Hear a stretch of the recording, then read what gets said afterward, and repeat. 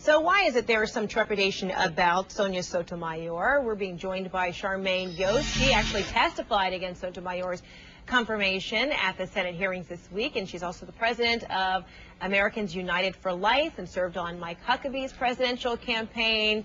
Quite an extensive resume, and she's joining us right now. Okay, well, you know, the senators did certainly try to get her to commit on certain issues, and she repeatedly said she would want to apply the law. Do you suppose that strategy backfired to show why opponents are so critical of her?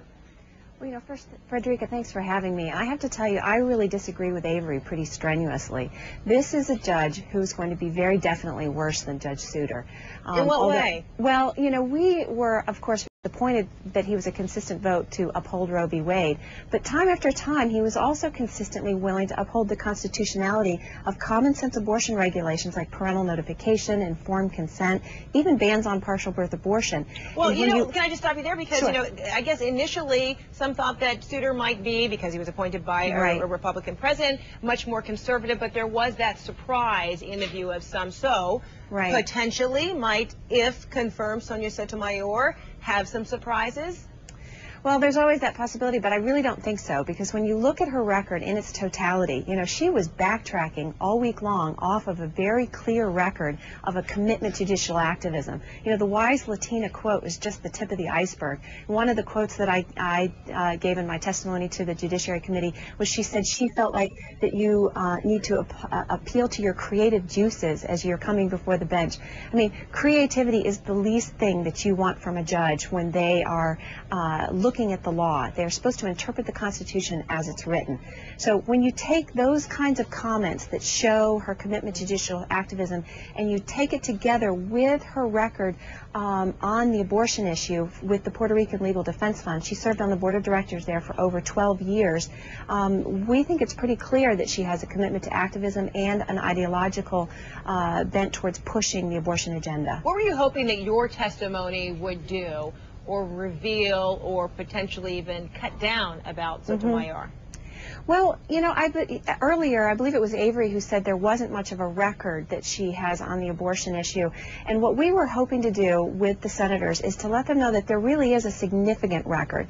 And I think one of the things we're very happy about is over the course of the week, you did hear quite a bit of questioning about her service on the board of the Puerto Rican Legal Defense and Education Fund.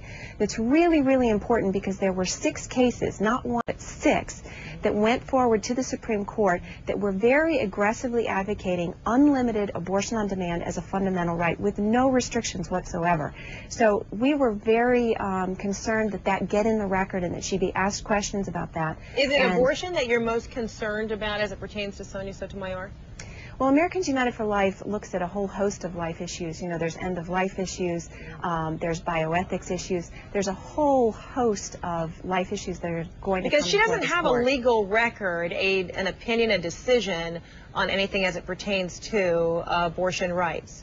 She had a couple of cases that she decided in which she upheld precedent, and our concern is that as a lower court judge, she's obligated to do that. So we believe that when you look at the totality of her record, that she is going to be a reliable and more aggressive than Justice Souter vote for undermining the kinds of regulations and restrictions on abortions that Americans want to pass at the state level. But do you feel like upholding precedent is enough in which to read the totality of a jurist? Well, you know, Frederica, that is a really good question.